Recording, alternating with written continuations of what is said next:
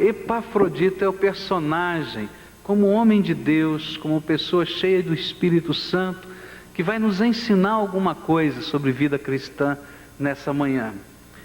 Filipenses 2, a partir do verso 25, nos diz assim a palavra do Senhor: julguei, contudo, necessário enviar-vos Epafrodito, meu irmão e cooperador e companheiro nas lutas, e vosso enviado para me socorrer nas minhas necessidades. Porquanto ele tinha saudades de vós todos, e estava angustiado por terdes ouvido que estivera doente. Pois de fato esteve doente e quase à morte, mas Deus se compadeceu dele, e não somente dele, mas também de mim, para que eu não tivesse tristeza sobre tristeza.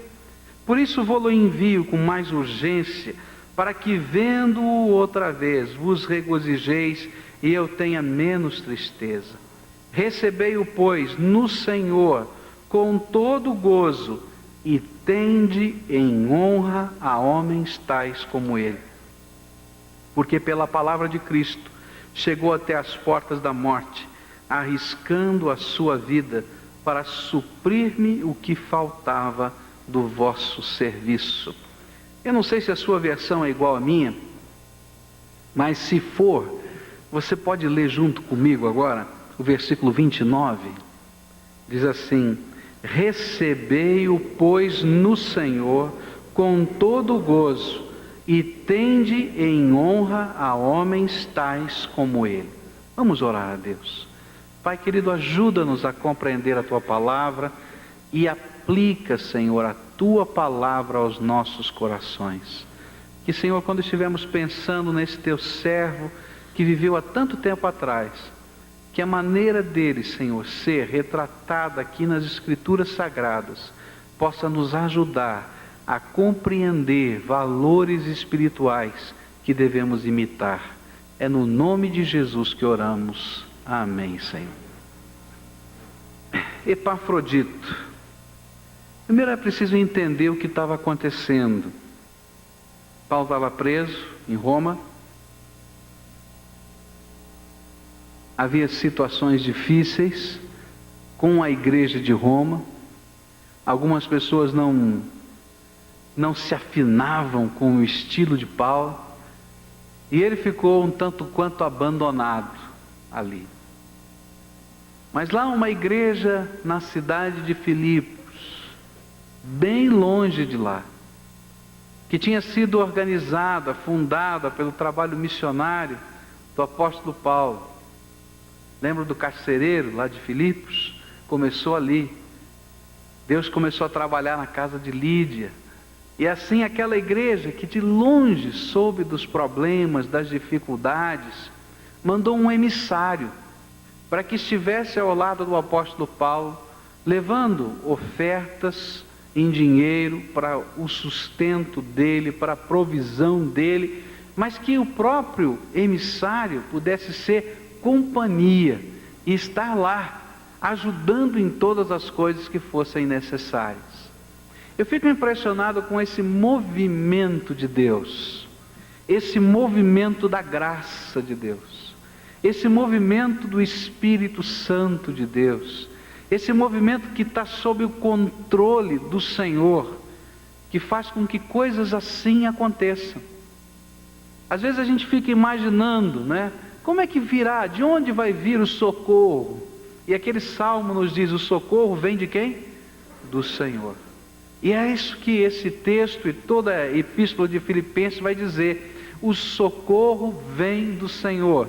A porta em Roma está fechada, a porta na Judéia está fechada, a porta nos lugares mais próximos estão fechadas, não tem problema, o socorro vem do Senhor. E o Espírito de Deus move a igreja de Filipos lá longe, e faz com que esse movimento de graça, de amor, que vem do Espírito Santo de Deus, se manifeste em Roma, através daqueles irmãos. É lindo isso. Mas como parte desta missão, desta obra de Deus, desse controle do Espírito, aparece esse personagem, Epafrodito. que o apóstolo Paulo diz que tem algumas características que devem ser honradas, algumas características que devem ser percebidas, aquilatadas, valorizadas, e devem ser imitadas. E ele diz a primeira coisa aqui, que esse homem sabia ser irmão. Olha só o que a Bíblia diz, no versículo 25: julguei contudo necessário enviar-vos Epafrodito, meu irmão. E ele vai depois tecer outros adjetivos. Ele coloca aqui não como um apelido, um vocativo, um chamado, como nós dizemos, irmão fulano, irmão beltrano, mas aquilo é uma palavra enfática, onde ele está dizendo, esse homem sabe ser irmão. Eu acho que essa é a primeira coisa que nós, como igreja do Senhor Jesus, precisamos aprender, a ser irmãos. Quando nós conversamos com as pessoas e nos chamamos de irmãos, o projeto de Deus é que isto seja mais do que um apelido religioso, irmão fulano, irmão beltrano, mas que isso tenha um sentido prático na vida da gente. E o que Paulo está dizendo é que esse homem, Epafrodito, que fazia parte desta igreja tão carinhosa, mas que abriu mão de tudo que estava fazendo, para ser o emissário, e para estar trabalhando lá na cadeia, já na prisão, naquela casa alugada, onde Paulo ficou preso, cuidando dele, vendo as suas necessidades, esse homem sabia ser irmão. O homem de Deus é aquele que é capaz de desenvolver comunhão com as pessoas. O grande projeto de Deus não é que o irmão seja um número no hall de membros desta igreja. O grande projeto de Deus não é que você seja mais um nome. O grande projeto de Deus não é que você apenas tenha um assento mais ou menos regular. Porque aqui a gente pode olhar assim, mais ou menos a gente sabe onde é que os irmãos estão sentados, né? A gente fica procurando assim, aqui está, esse irmão fulano senta mais ou menos aqui, o irmão Paulo Angelim geralmente está sempre lá no último banco à minha direita, né? A gente já vai sabendo exatamente quase a posição dos irmãos. Mas Ele quer muito mais do que isso. Ele quer que a gente viva a empatia de irmão, a comunhão de irmão, o sentimento de irmão, a liberalidade de irmão, a bênção de ser irmão um para com o outro. Epafrodito nessa situação era um com Paulo, no afeto, na atividade e no perigo.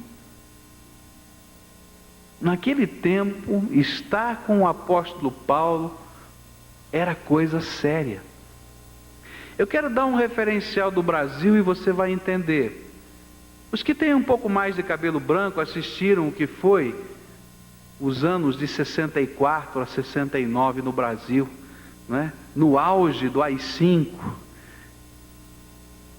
Você já pode imaginar o que significaria naqueles momentos alguns de vocês se oferecerem voluntariamente para estarem visitando e cuidando dos presos políticos nos quartéis desse país? Você pode entender o que é isso? Naturalmente abriria-se uma nova fichazinha no SNI com o seu nome. Quem é esse fulano que está tão preocupado com essa pessoa? Naqueles tempos era mais ou menos assim. Ser cristão era algo que era motivo de perseguição. E lá vem Epafrodito, lá de longe, para morar nessa mesma casa, para trazer dinheiro e sustento para esse homem, para cuidar das suas dificuldades físicas, emocionais, espirituais, da sua solidão, da prisão, e ser bênção. Esse homem sabia o que era ser irmão,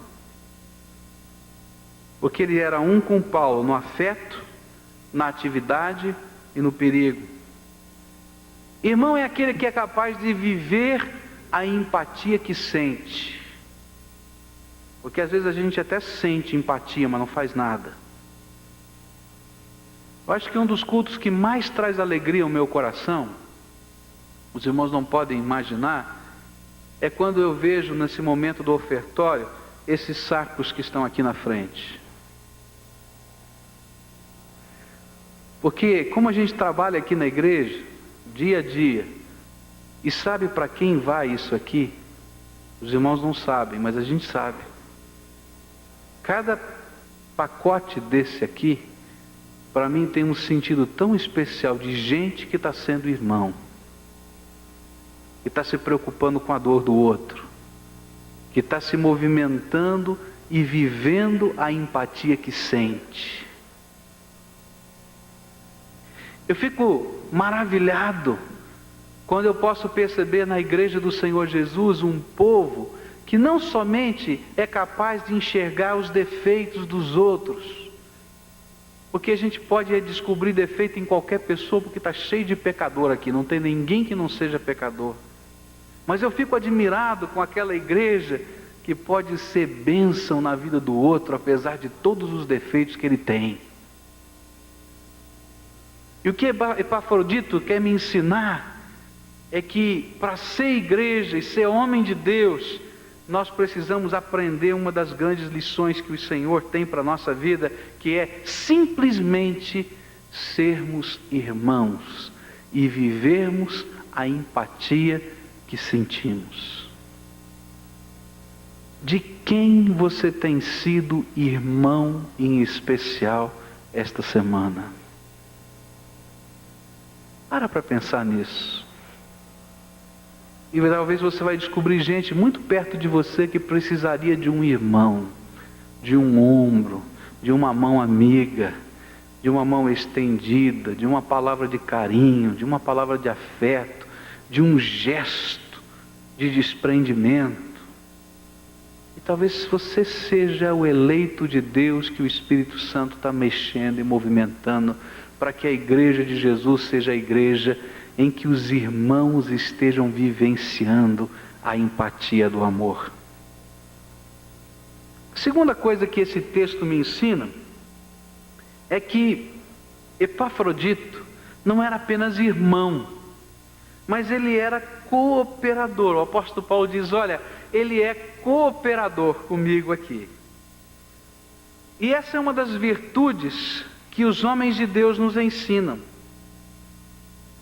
Os homens de Deus sempre sabem cooperar. Eu acho que se a gente pudesse colocar isso na linguagem de hoje, seria dizer que o homem de Deus sempre sabe trabalhar em equipe. Sabe trabalhar junto com alguém. Sabe caminhar junto, abençoar com o sentimento, mas fazer as coisas juntos. Por uma simples razão, porque ele entende que a cabeça, o comando é Cristo, que Ele é Senhor de todos os que cooperam na sua obra, e que Ele é mais um que está debaixo da autoridade do Senhor Jesus. E então a gente pode aprender a cooperar. Epafrodito me ensina muito sobre o que é ser igreja. Eu fico imaginando a igreja do Senhor Jesus, esta igreja que nós estamos vivenciando, e descubro que o Senhor Jesus é o cabeça, Ele tem o comando, Ele tem a autoridade, Ele tem o poder, Ele tem o governo, as coisas têm que ser do jeito dEle, não do nosso, mas cada um de nós recebemos dEle porção de graça, recebemos dons, talentos, recebemos dEle desafios, recebemos dEle impulsos, movimentos desse Espírito Santo, como aconteceu lá na igreja de Filipos. E aí a gente vai descobrindo que precisamos trabalhar juntos, cooperar juntos, dividir as cargas uns dos outros e realizar a obra do ministério segundo aquilo que a cabeça Jesus Cristo está mandando. Alguns serão levantados para ensinar e Deus vai derramar graça para que eles ensinem. Outros serão levantados para evangelizar, se bem que todos devam evangelizar, mas alguns de uma maneira especial serão levantados. E a gente vai ficar tão alegre. Ontem, quando nós estivemos lá na organização da nossa mais nova filha, a Igreja Batista da Barreirinha, Nós tivemos a alegria de ver o pastor Anselmo voltando de Joinville e trazendo consigo 20 pessoas que são membros da congregação em Joinville. E eu fiquei tão alegre, porque essa é uma congregação que começou da metade de julho para cá. E Deus nos permitiu ver ontem aqueles 20 lá cantando na frente. Alguns já são membros, outros estão se preparando para o batismo. E assim a gente vai vendo o que Deus está fazendo. Mas a gente fica alegre porque a gente aprende a cooperar com o que está perto, com o que está longe. Porque o Senhor é Jesus. E Ele é o cabeça. A gente vai vendo essa cooperação acontecendo na contribuição. A gente vai vendo essa cooperação acontecendo no cuidado dos necessitados. A gente vai vendo essa cooperação acontecendo no auxílio, na visão para com os enfermos, para com aqueles que estão doentes. Porque a gente precisa aprender a trabalhar juntos, a caminhar juntos. De acordo com o dom recebido, devemos colaborar e ser assim direcionados por Deus. Qual é o teu dom? Qual é o teu talento? O que é que você sabe que Deus colocou na tua mão? Que faz parte da tua natureza, você sente alegria em fazer. A pergunta que eu tenho é: você já consagrou isso para o teu Deus? E fez disso parte do seu ser colaborador dentro do ministério do Senhor? Algumas coisas gostosas Deus tem feito. Algumas pessoas que têm sentido essa visão, essa ideia de colaboração. Nós temos aqui 2 irmãs, psicólogas, que vendo a sobrecarga da agenda pastoral, diz: pastor, nós podemos ajudar. E cada uma delas dedicou uma tarde por semana. E que gostoso é, porque elas fazem parte da equipe pastoral desta igreja na área de aconselhamento. E colaboram com o dom e com o talento que Deus tem dado a elas. Nós temos uma outra irmã, que aí são várias, não é uma só não, mas uma outra irmã e outras irmãs, que têm dado tardes inteiras e às vezes dias inteiros, como voluntários aqui dentro desta igreja, só para atender os necessitados. Cada dia e cada horário a gente tem alguém diferente. De tal maneira que cada pessoa que chega aqui a essa igreja possa ser ouvida, ser entrevistada, possa ser orientada, possa ser encaminhada. Sabe o que são essas pessoas? Colaboradores, que sabem trabalhar em equipe. A gente tem gente que faz aquele boletim de oração que você recebe, monta todo esse boletim com carinho em casa. Tem outro que prepara o editorial. Tem gente fazendo tanta coisa diferente que não está em cargo nenhum, não está escrito em nenhum lugar, mas simplesmente diz: pastor, isso aqui é o meu dom. Eu posso fazer isso e sinto alegria de fazer isso. E trabalham em equipe. E são colaboradores. São homens e mulheres de Deus que às vezes não têm nome escrito em nenhum lugar, mas que escrevem a história daquilo que Deus está fazendo no nosso meio. Ontem à noite eu preguei um pouquinho sobre isso na organização da igreja, quando disse que a revolução que houve na evangelização do mundo, na igreja de Antioquia, que nasceu na igreja de Antioquia, uma nova igreja, nasceu entre membros daquela igreja que não aparecem o nome deles na Bíblia. Simplesmente são ditos cíprios e sirenenses, que começaram a falar de Jesus aos gregos. Pequeninos, mas que tinham o sentimento de Epafrodito e de tantos outros, de servir com liberalidade, com alegria, nas pequenas e nas grandes coisas. Isso é graça de Deus, é dom de Deus. Nós estamos perdendo um funcionário de tesouraria, e a gente tem hoje um colaborador. Não vamos substituir, não temos dinheiro agora para fazer isso, mas esta irmã está assumindo grande parte desse serviço de graça como voluntária, para ajudar a igreja. Gente, dá para entender o que é isso? São pessoas que de coração aberto querem servir. E servir dentro da ideia de equipe. Ninguém é maior do que ninguém. Nós somos todos servos do Senhor Jesus e estamos aqui para adorá-lo. E adoramos com aquilo que Deus tem colocado na nossa vida. Dons, talentos, jeito de ser. Qual é o teu dom? Qual é o teu talento? Você já colocou isso à disposição do Senhor para a honra e glória dEle? Deixa Deus usar a tua vida. Nas coisas grandes e nas coisas pequenas. Porque esta é a essência de ser homem e mulher de Deus. A terceira e última coisa que eu queria deixar com os irmãos é o terceiro elogio que o apóstolo Paulo faz no versículo 25. Epafrodito, meu irmão e cooperador, companheiro, no quê? Nas lutas. Companheiro nas lutas. E a partir do verso 25, dessa parte, até o final, você vai encontrar quais foram algumas das lutas que Epafrodito viveu. Ele teve que se desprender de uma série de coisas para sair da igreja da cidade de Filipos e ir até Roma. Ele teve que fazer uma viagem muito perigosa, porque ele estava levando bastante dinheiro, atravessando aquelas rotas comerciais onde existiam muitos ladrões, e a parábola do bom samaritano pode nos dar uma imagem, uma ideia do que era naquele tempo. Não havia banco para você fazer uma transação comercial e mandar o dinheiro. Esse homem tinha que sair carregando aquele dinheiro, que era uma responsabilidade imensa, porque não era dele, era da igreja, e era para abençoar um irmão que estava preso em Roma, apóstolo da igreja. E ele vai arriscando a sua vida. No meio desta viagem, alguns acreditam que foi no meio da viagem, outros dizem que foi lá em Roma, ninguém sabe exatamente. Esse homem ficou doente, muito doente, fruto de toda essa missão. Tão doente que alguns imaginavam que ele fosse morrer.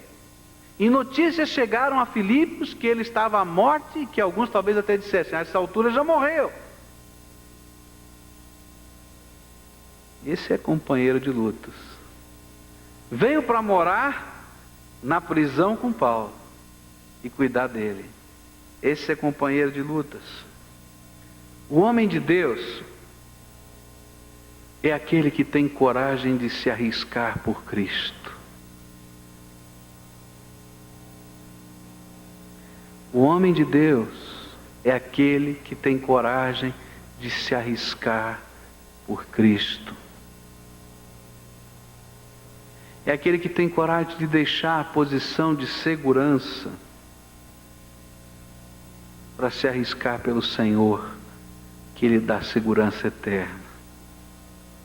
E a gente vai encontrar na Bíblia vários exemplos de homens de Deus assim.